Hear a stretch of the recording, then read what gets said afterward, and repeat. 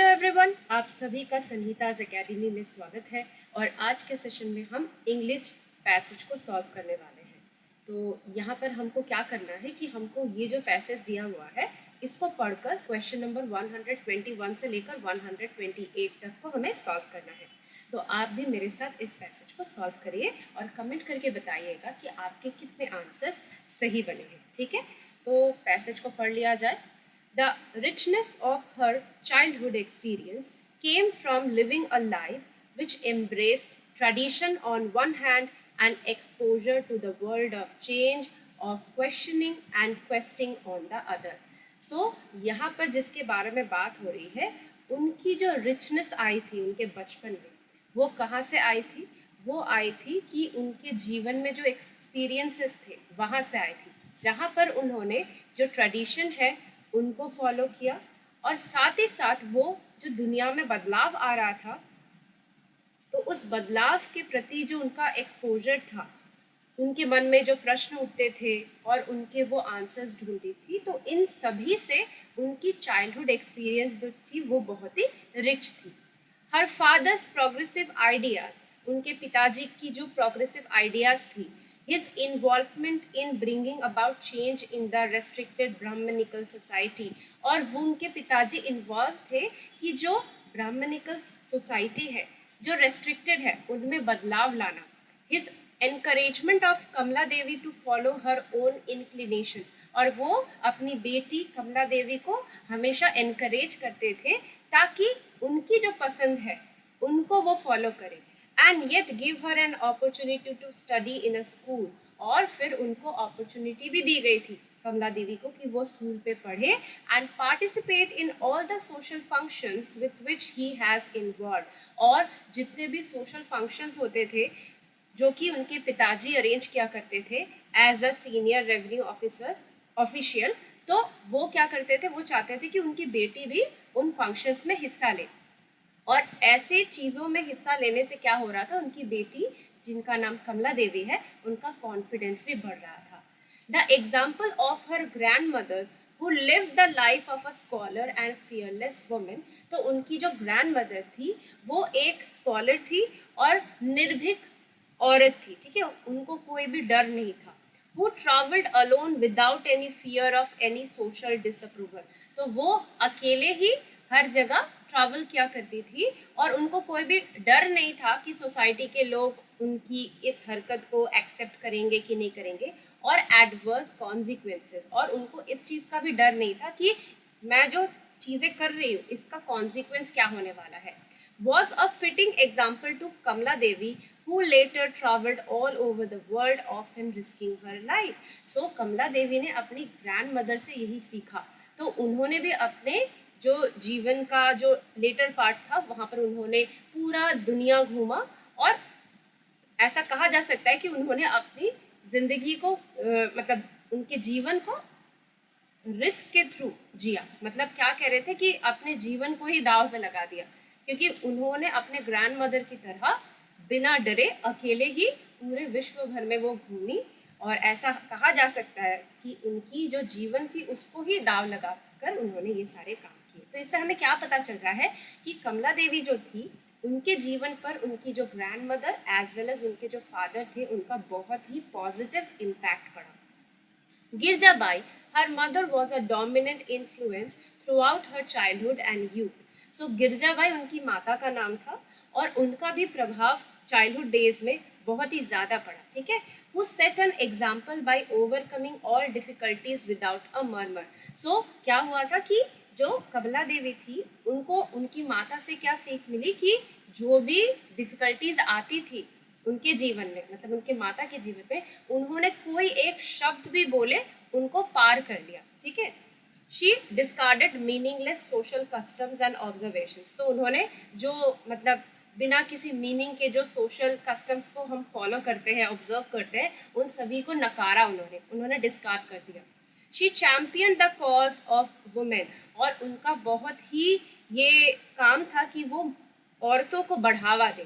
Her conviction was that a women must educate herself, so उनका ये मानना था, मतलब उनकी माता जी का ये मानना था कि औरत को पढ़ना चाहिए, एडुकेट होना चाहिए। so that she could be independent, and her insistence that Kamala Devi should not only study but also participate in cultural activities and sports enriched her daughter's life.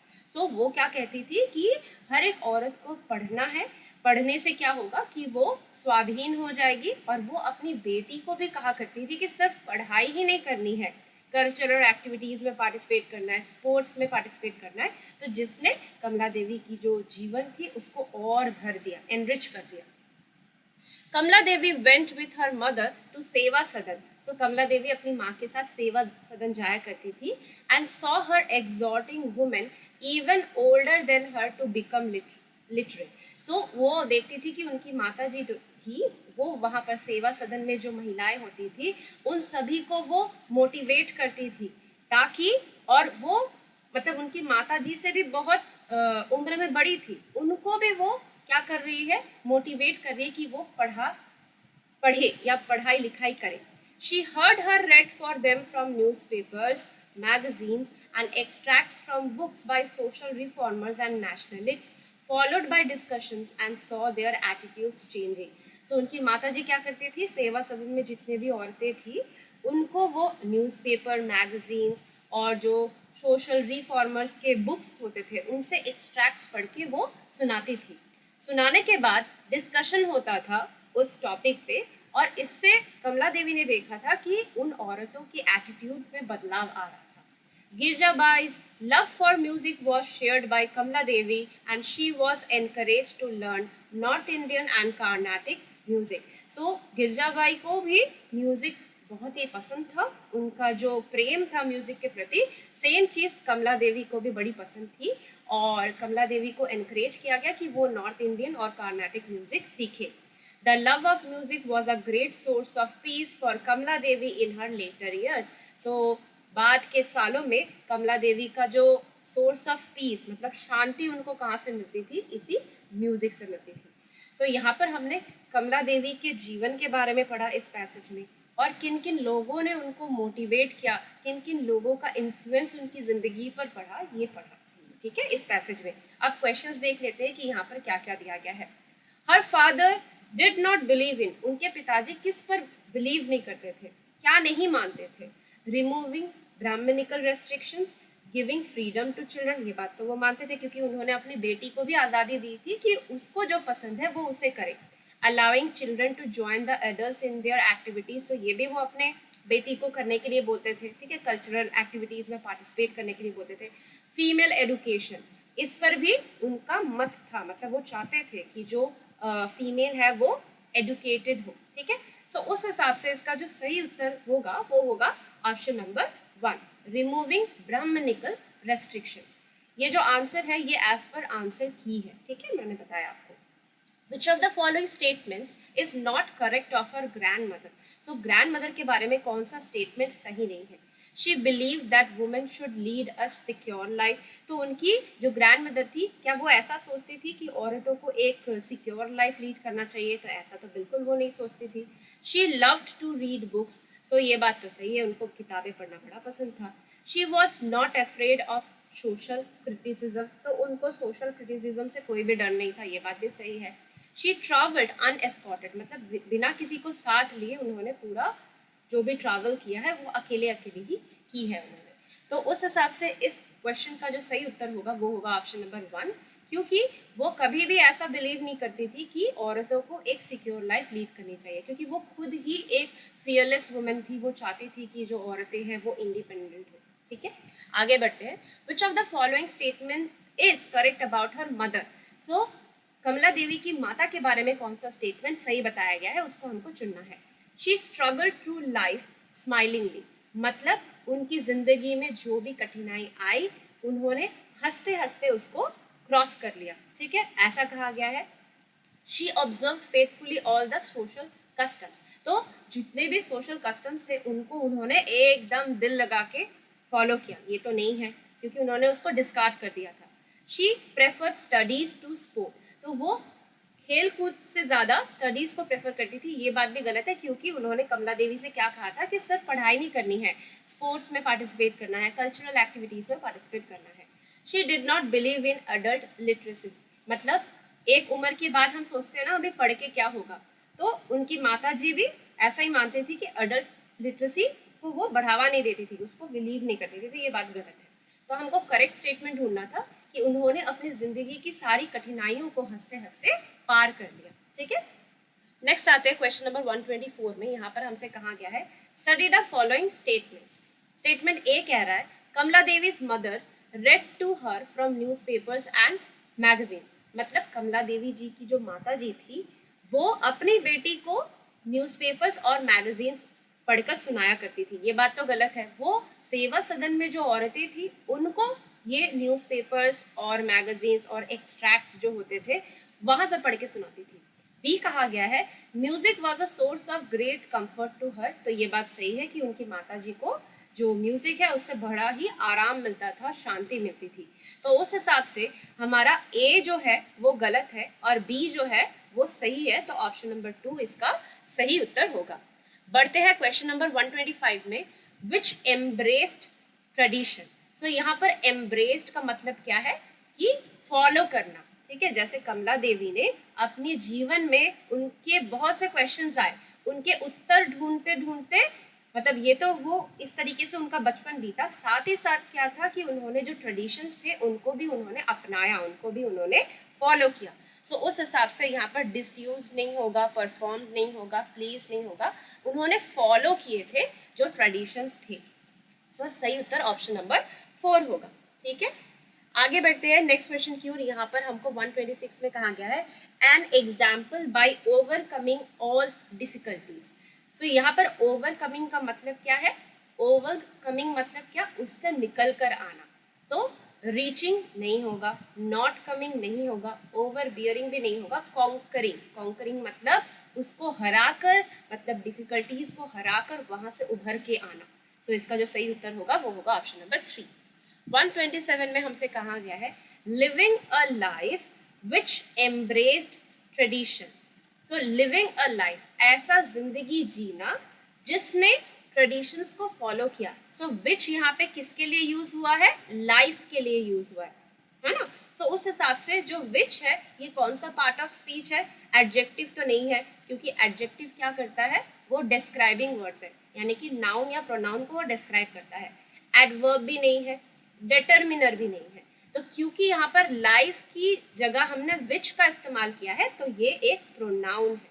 ठीक है, सो लाइफ एक noun है, उसकी जगह जो शब्द हमने इस्तेमाल किया है वो क्या है? विच, तो वो होगा प्रोनाउन। ओके, बढ़ते हैं नेक्स्ट क्वेश्चन की ओर। यहाँ पर हमसे कहा गया था कि which two contradictory kinds of experience did Kamala Devi have in her childhood. तो उनके बचपन में क्या किस टाइप के कॉन्ट्राडिक्टरी काइंड्स ऑफ एक्सपीरियंस उनको थे? तो जैसे कि यहाँ पर क्वेश्चनिंग एंड क्वेस्टिंग ये तो नहीं होगा, चाइल्ड लाइक एंड एडल्ट ये भी नहीं होगा, सोशल एंड इंडिविजुअल ये भी नहीं होगा। क्या था कि एक तरफ वो क्या कर रही है? ट्रेडिशंस को फॉलो कर रही है, ऊपर से जो बदलाव है, वर्ल्ड ऑफ चेंज, उसमें भी वो हिस्सा ले रही है। तो ये दो क्या है? कॉन्ट्राडिक्टरी काइंड्स ऑफ एक्सपीरियंस है। तो इसका जो सही उत्तर होगा वो होगा ऑप्शन नंबर 2।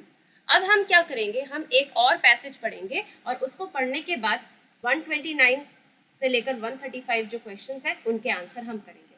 तो पढ़ लिया जाए इस पैसेज को। The goal of independence was achieved in India through a prolong struggle. So जो भारत को आज़ादी मिली थी उसके लिए हमको बहुत ही ज़्यादा स्ट्रगल करना पड़ा था और वो स्ट्रगल बड़ी ही लंबी थी। During which the far-sightedness of the leaders of the freedom movement resulted in giving a final shape to our social and economic goals to be achieved after freedom. So हमारे जो लीडर्स थे उनकी जो दूरदर्शिता थी उसके चलते क्या हुआ कि हमारे देश को एक फाइनल शेप मिला उनके सोशल और इकोनॉमिक गोल्स को अचीव करने का। आफ्टर फ्रीडम, आज़ादी पाने के बाद हमारे देश को एक क्लियर पिक्चर मिला, एक फाइनल शेप मिला ताकि हम अपने सोशल और इकोनॉमिक गोल्स को अचीव कर सकें। This vision imagine to build a self reliant nation through maximum utilisation of the resources in men and materials and the establishment of a noble and liberal society। तो हमने जो vision set किया था उसमें क्या था? सेल्फ रिलायंट नेशन बनाने का। कैसे हो पाएगा? ताकि हम जो हमारे लोग काम कर रहे हैं और जो रिसोर्सेज हमारे पास मौजूद हैं उनका मैक्सिमम इस्तेमाल करके हम एक नोबल और लिबरल सोसाइटी बनाने की ओर अपना एम बनाकर चल रहे थे. It has been an article of faith amongst the policy planners in India that while economic strength determines the scope and quality of political freedom for millions, the quality of freedom depends on increased work and production in factories. So, ये एक article of faith था किनके अंदर, policy planners के अंदर, जो कि India के पॉलिसी प्लानर्स थे, कि इकोनॉमिक स्ट्रेंथ क्या करता है, वो हमको स्कोप देता है quality of political freedom for million लोगों के लिए. ठीक है, बट क्वालिटी ऑफ फ्रीडम किस पे डिपेंड करता है, काम में बढ़ावा मतलब इंक्रीज्ड वर्क और प्रोडक्शन इन फैक्ट्रीज, और फैक्ट्रीज में ज़्यादा चीज़ों का उत्पादन होता है. It leads to just an equal distribution of wealth among the people so that poor can also enjoy the benefit of freedom. और ये बात भी हमको सोचनी है, मतलब ये भी उनका एम था कि जो वेल्थ यानी कि जो पैसे मिल रहे हैं उनका इक्वल डिस्ट्रीब्यूशन हो, ताकि जो गरीब लोग हैं उनको भी आज़ादी का पूर्ण रूप से बेनिफिट मिले. This it is recognized is possible only through increased employment opportunities in the society. तो ऐसा कब पॉसिबल होगा कि अगर जो एम्प्लॉयमेंट अपॉर्चुनिटीज़ है हमारी सोसाइटी में उसमें बढ़ावा आए, उसमें इंक्रीज हो. In human terms, democracy means availability of equal opportunities to all people irrespective of caste, creed, sex and religion to develop their personalities. So actually democracy का मतलब क्या है कि इक्वल अपॉर्चुनिटीज सबको मिले, इरेस्पेक्टिव हो उनके कास्ट, क्रीड, सेक्स और रिलीजन, इनको छोड़ के, ठीक है, इक्वल अपॉर्चुनिटीज सबको मिलना. It means access to education in arts, science and humanities and also awareness of our age-old values and traditions. So इसका मतलब क्या है कि लोगों को आर्ट्स में, साइंस में, ह्यूमैनिटीज़ में एडुकेट करना और साथ साथ उनको जागरूक करना about our values and traditions. It needs to be emphasized that Indian policy has been based on a concern for individual not only as a worker working for the economic development of the society but also as an end in itself. Okay, so यहाँ पर हमको Indian policy में किस चीज़ पे ध्यान देना है कि जो इंडिविजुअल है उसको एक वर्कर की तरह ना देखे जो कि काम किए जा रहा है for our country's economic development, but उसके भी जो नीड्स है वो भी फुलफिल हो साथ साथ. इन the Indian context the concept of national development goes far beyond economic growth. So Indian context में जो नेशनल डेवलपमेंट मतलब पूरे देश का जो डेवलपमेंट है वो सिर्फ इकोनॉमिक ग्रोथ तक लिमिटेड नहीं है, वो उसके बियॉन्ड जाता है. It is concerned with the creation of a nation United in one purpose.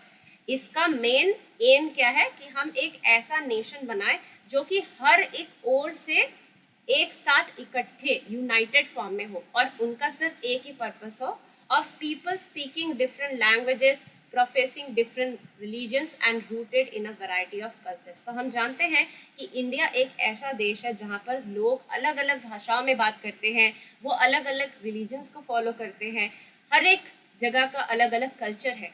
सो इतनी डाइवर्सिटी होने के बाद भी भारत में एकता होनी चाहिए. ठीक है, तो ऐसा ही हमको देश बनाना है कि इतनी डाइवर्सिटी होने के बाद भी लोग, क्योंकि भारतवासी हैं, तो उनमें एक यूनाइटेड मतलब वो नेशन यूनाइटेड होना चाहिए और उनका एक ही पर्पस होना चाहिए. ठीक है, इकोनॉमिक ग्रोथ के बावजूद भी जो इकोनॉमिक जो वेल्थ है उसका प्रॉपर डिस्ट्रीब्यूशन होना, ताकि पुअर्स भी बेनिफिटेड हो, रिच भी बेनिफिटेड हो और जो मिडिल लेवल में जितने भी इंसान हैं वो भी बेनिफिटेड हो. तो ये था हमारा दूसरा पैसेज. अब हम सॉल्व करेंगे इसके क्वेश्चंस को. So our leaders vision of independent India was based on. So हमारे जो लीडर्स थे उनका इंडिपेंडेंट इंडिया के प्रति जो विजन था वो क्या था, वो होगा ऑप्शन नंबर, यहाँ पर हम देख लेते हैं क्या क्या है. बॉयकट ऑफ फॉरेन गुड्स, मतलब फॉरेन गुड्स को बॉयकट करना, ऐसा कुछ नहीं बताया गया है. डेवलपमेंट ऑफ डिफेंस फोर्सेस, ऐसा भी पैसेज में नहीं बताया गया है. इकोनॉमिक सेल्फ रिलायंस, ये बात सही है. डाइवर्सिफिकेशन ऑफ एम्प्लॉयमेंट, तो ऐसा कुछ भी पैसेज में हमको नहीं मिला. तो वो क्या था कि हमें इकोनॉमिक सेल्फ रिलायंस पे ध्यान देना है. ठीक है, 130 में हमसे कहा गया है कि in addition to economic growth our society as a consequence also needs, economic growth के साथ साथ हमारे सोसाइटी को और क्या चाहिए, डेवलपमेंट ऑफ कंट्री साइड नहीं, to give importance to cultural variety नहीं, to pay attention to climatic changes नहीं, just an equitable distribution of wealth, यानी कि जो वेल्थ है उसका इक्वल डिस्ट्रीब्यूशन हो ताकि जो पुअर्स है उनको भी जो बेनिफिट्स मिलने चाहिए वो उनको मिले। 131 में हमसे कहा गया study the following statements. So statement A में हमसे कहा गया है कि along with economic growth we also want to develop a united nation with one aim. तो ये बात तो सही है कि इकोनॉमिक ग्रोथ के साथ साथ हम एक ऐसा राष्ट्र बनाना चाहते हैं जो कि यूनाइटेड हो विथ वन एम, एक ही एम में वो सभी एकजुट हो। और बी में कहा गया है अ noble and liberal society depends entirely on economic wealth. तो ये बात गलत है कि नोबल और लिबरल सोसाइटी सिर्फ हमारे पास कितना वेल्थ है, इकोनॉमिक वेल्थ है उस पर डिपेंडेंट है, वो बिल्कुल भी नहीं है। तो उस हिसाब से statement A is right and B is wrong, तो ऑप्शन नंबर 1 इसका सही उत्तर होगा। बढ़ते हैं क्वेश्चन नंबर 133 की ओर, नहीं 132 की ओर। While economic strength determine the scope, the word determined means, so word determined means क्या, कि जो इकोनॉमिक स्ट्रेंथ होता है वो एस्टैब्लिश करता है स्कोप ऑफ जो बाकी का सेंटेंस है। तो यहाँ पे एस्टैब्लिश जो है वो सही उत्तर होगा, डिक्रीड या प्रेफर्ड या रिजेक्टेड नहीं होगा। तो 132 का आंसर होगा एस्टैब्लिश्ड। आगे बढ़ते हैं 133 आवर सोशल एंड इकोनॉमिक गोल। ठीक है, part of speech of the underlined word. And क्या होता है, तो हम जानते हैं कि ये एक कंजंक्शन है, ठीक है, मतलब ज्वाइनिंग वर्ड है, प्रोनाउन भी नहीं है, डिटरमिनर भी नहीं है, इंटरजेक्शन भी नहीं है। तो इसका उत्तर जो होगा वो होगा ऑप्शन नंबर 4। ओके, बढ़ते हैं नेक्स्ट क्वेश्चन की ओर। In the Indian context the concept of, the word concept means curiosity नहीं, केयर नहीं, इंसेप्शन भी नहीं, ये होगा आइडिया। ठीक है, सो इंडियन कॉन्टेक्स्ट में द कॉन्सेप्ट ऑफ डेमोक्रेसी था, मतलब द आइडिया ऑफ डेमोक्रेसी क्या है, तो ये आइडिया होगा। 135 में हमसे कहा गया the independence was achieved in India through a long struggle, by self reliant leadership, through violent means, by making use of every resource available. तो भारत को आज़ादी मिली थी, क्या होगा उसका हमने पढ़ा था, प्रोलॉन्ग स्ट्रगल, मतलब लॉन्ग स्ट्रगल के बाद भारत को आज़ादी मिली थी। बाकी के जो तीनों ऑप्शंस है वो इसके सही उत्तर नहीं होंगे। तो इसी के साथ हमारा आज का सेशन यहीं पर समाप्त होता है। आशा करती हूँ कि आपको मेरे इंग्लिश और हिंदी पैसेज को सॉल्व कराने का तरीका पसंद आ रहा होगा। अगर आपको मेरा आज का वीडियो पसंद आया है तो इस वीडियो को लाइक एंड शेयर कीजिए, मेरे चैनल सन्हिताज अकेडमी को सब्सक्राइब कीजिए और जो बेल आइकन है उसको प्रेस करके रखिए ताकि आपको मेरे चैनल पे जो वीडियोस की अपडेट्स है टाइम टू टाइम मिलते रहे। मिलते हैं ऐसे ही सेशन के साथ अपने नेक्स्ट वीडियो में। Till then take care and bye bye.